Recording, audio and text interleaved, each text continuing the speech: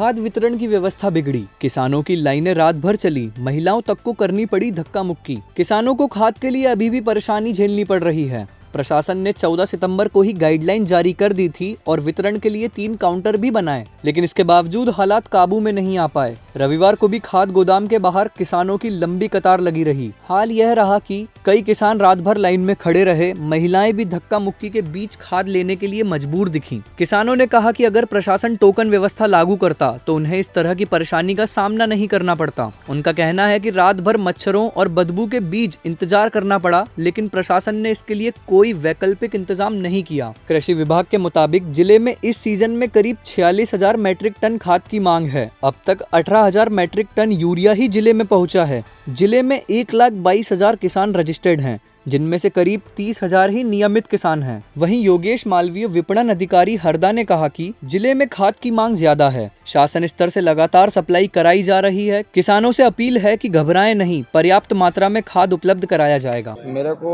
100 बोरी खाद की जरूरत है। 4 बजे रात से लाइन में लगे पर कोई व्यवस्था नहीं हुई। प्रशासन तो सुबह आया 7 बजे और फिर भी लाइन में धक्का मुक्की खा के फिर भी बाहर निकलना पड़ा। तबीयत खराब हो गई। प्रशासन तो कह रहा है कि खाद पर्याप्त आ रही है। खाद पर्याप्त आ रही तो उससे क्या मतलब, किसान को खाद पर्याप्त तो थोड़ी मिल रही है। अब एक आदमी को 10 बोरी दे रहा है, पर्याप्त खाद दे दे पूरी जमीन के दे तो बार बार कौन आ गया? मेरे को पूरी 50 बोरी खाद दे दे 50 एकड़ पे, तो मैं बार बार थोड़ी आऊंगा। इसके हिसाब से वितरित होना चाहिए कि टोकन सुविधा करी जाए, नियम से करा जाए। यानी नियम कोई है भी नहीं, प्रशासन ध्यान दे नहीं रहा है। पूरे प्रशासन बैठे हैं, किसान उन धक्का मुक्की खा रहे हैं। सुबह सोसाइटी में तो खाद ही नहीं जा रहा ना। हम अभी हमारी सोसाइटी में खाद चले जाए, अब गाँव कल तो हम यहाँ काई के लिए आए, हम वहीं से ले लेना, फिर हमारे तो खाते हैं ना वहाँ पे।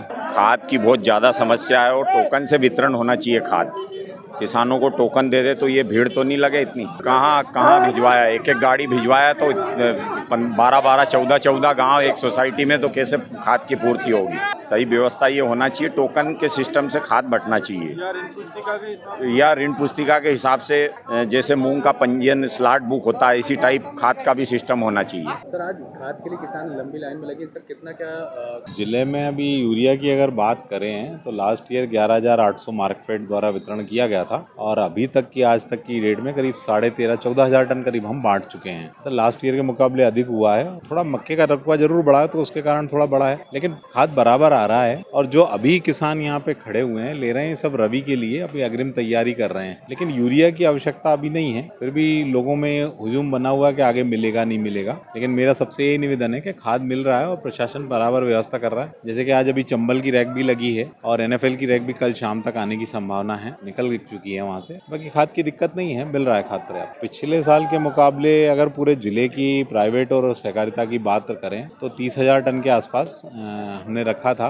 और लगभग हम उसके ऊपर ही पहुंच चुके हैं। मेरा यही निवेदन है इन लोगों से कि प्रशासन उसकी व्यवस्था कर रही है, शासन ऊपर से बराबर रैक आ रही है और हर जिले की मॉनिटरिंग हो रही है और जहाँ पहले बोनी होनी है वहाँ पे पहले जा रहा है। उसी के तारतम्य में अपने यहाँ चूंकि अक्टूबर फर्स्ट वीक में बोनी होती है तो उसी को मद्देनजर रखते हुए यहाँ पे खाद आ रहा है। नहीं, खाद की पूर्ति हो जाएगी और सब लास्ट ईयर भी ये स्थिति में, लेकिन हुई थी खाद की पूर्ति और खाद बराबर निरंतर आ रहा है, कहीं कोई दिक्कत नहीं। अब बदलेगी हरदा की चाल, क्योंकि आ गया है बाटा फुटवेयर्स का शोरूम हरदा में।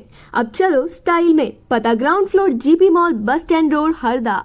गांव बेड़ी में खुलेआम बिक रहा नशा, महिलाओं ने कलेक्ट्रेट में की शिकायत। कहा गलियों में बिक रहे अवैध मादक पदार्थ से परेशान है ग्रामीण। हरदा जिले के हंडिया तहसील के ग्राम बेड़ी की महिलाओं ने मंगलवार को SDM को ज्ञापन सौंपा है, जिसमें गांव में खुलेआम गांजा, दारू और सट्टे का धंधा चलने की शिकायत की गई है। महिलाओं ने आरोप लगाया है कि गांव के कुछ ही लोग लंबे समय से यह अवैध कारोबार कर रहे हैं, जिससे पूरे गांव का माहौल बिगड़ा है। महिलाओं ने बताया कि अशोक पिता रतिलाल, जो पहले भी 3 बार जिला बदर हो चुका है, लगातार शराब और गांजा बेच रहा है। वहीं शुक्लाल पिता मुकुंद राम की कच्ची शराब का कारोबार है। महिलाएं रोजमर्रा की जरूरतों के लिए पानी भरने तक जाती हैं तो वहां शराबियों और नशा करने वालों की भीड़ रहती है। इससे महिलाओं और बच्चों की सुरक्षा पर खतरा मंडराता है। ग्रामीण का कहना है कि शिकायतों के बाद भी नशे के कारोबार पर अंकुश नहीं लग पाया है। अब ग्रामीणों ने चेतावनी दी है कि अगर जल्द कार्रवाई नहीं हुई तो वे आंदोलन आंदोलन करेंगे। हमारे गांव पर दारू वारू सब बंद हो जाए तो हमको बहुत सुखी मिल जाए है। समस्या का ही है, दारू पीना कीजिए, लोग घर का हम सब दारू पिए है, घर में खान का नहीं मिला है हमको। समस्या यही है हमको कि ठेका गम बंद हो जाए। गाँव में इतना सारा ठेका है कि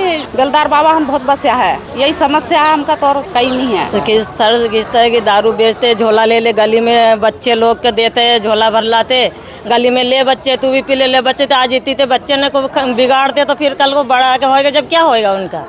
घर में दारू लाते, गेहूँ लाते, पानी लाते, उधर ही बेच आते, बच्चे ने को कुछ खाने को भी नहीं, भूखे मरते। को स्कूल जाते तो उनको भगाते, मारते। अब बदलेगी हरदा की चाल, क्योंकि आ गया है बाटा फुटवेयर्स का शोरूम हरदा में। अब चलो स्टाइल में, पता ground floor GP mall, bus stand road, Harda.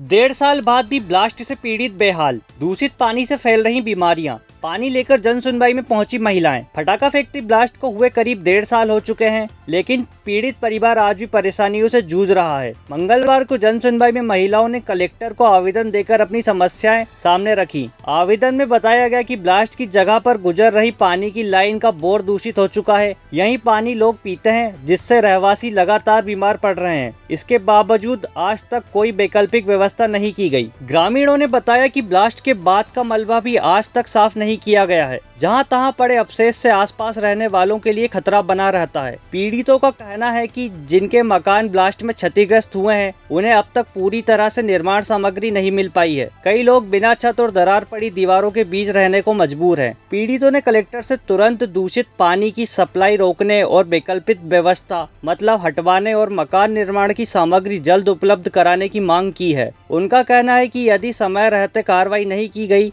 तो वह आंदोलन का रास्ता अपनाना पड़ेगा। उनका कहना यह है कि यदि समय रहते कार्रवाई नहीं की गई तो उन्हें आंदोलन का रास्ता अपनाना पड़ेगा। मेरा नाम अर्चना प्रजापति है और हम जहाँ पे ब्लास्ट हुआ है वहाँ से आए हैं, क्योंकि हमको नाली की बहुत दिक्कत है, कचरा गाड़ी नहीं आ रही और जो ब्लास्ट का मलबा है उसके लिए आवेदन देना है। मतलब बहुत समस्या है यहाँ पे, तो उसको हमको हटवाना है। जो मलबा है, गंदगी बहुत हो रही, कचरे गाड़ी नहीं आ रही, नालियाँ नहीं है और पीने के पानी में बीमार पड़ रहे लोग हैं। तो उसकी अभी उनने बोला कि हाँ उसकी नीलामी करते हैं, कचरा उठाते हैं और नाली तो अभी देर से ही बनेगी, उसको टाइम लगेगा। अभी कितने लोग वहाँ रह रहे हैं?